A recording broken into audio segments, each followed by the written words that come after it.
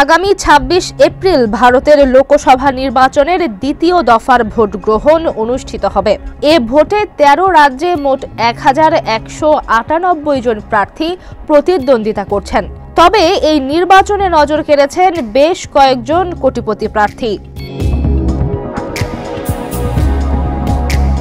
এডিআর-এর সমীক্ষায় বলা হয়, দ্বিতীয় দফার ভোটে ৩৯০ জন প্রার্থী কোটিপতি। এমনকি দুজন প্রার্থী ৫০০ কোটি রুপি সম্পদের মালিক। তারা কংগ্রেস থেকে প্রার্থিতা করছেন। আর তৃতীয় সর্বোচ্চ ধনী প্রার্থী বিজেপির অভিনেত্রী হেমা মালিনী। আর এমন ৬ জন প্রার্থী রয়েছেন যাদের কোনো সহায় সম্পদ নেই। কারো হাতে নগদ ৫০০, কারো ১,০০০ রুপি আছে। তাদের নেই কোনো বাড়ি, থাকার জায়গা, এমনকি মোবাইল ফোনও। ওয়ান ইন্ডিয়ার প্রতিবেদন বলছে, ১,১৯২ জনের হলফনামা বিশ্লেষণ করে এই তথ্য দিয়েছে দেশটির নির্বাচনী তথ্য সংক্রান্ত পর্যবেক্ষক সংস্থা এডিআর।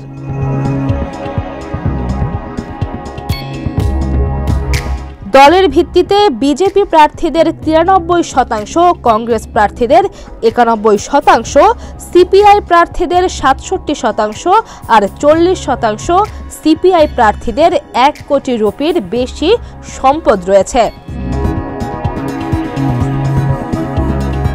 এদিকে ১৯ এপ্রিল একটি রাজ্য ও কেন্দ্রশাসিত অঞ্চলের ১০২টি আসনে ৭ ধাপে অনুষ্ঠিত এই নির্বাচনের প্রথম ধাপ শেষ হয়। প্রথম দফার ভোটে প্রায় ২,০০০ প্রার্থীর ভাগ্য পরীক্ষা করেন ১৬,৬৩,০০,০০০ ভোটার। এর মধ্যে তরুণ ভোটার রয়েছেন ৩,৯১,০০,০০০ আর প্রথমবারের মতো ভোট দেন ৩৫,৬৭,০০০ ভোটার। এ ভোটে গড়পড়তা ৬৩% ভোটারের অংশগ্রহণ ছিল। এবারের নির্বাচনে প্রধানমন্ত্রী নরেন্দ্র মোদী একটানা তৃতীয়বার ক্ষমতায় ফিরে আসার জন্য ভোটে লড়ছেন। বিজেপির নেতৃত্বাধীন এনডিএ জোটের বিপরীতে লড়াই করছে ইন্ডিয়া জোট।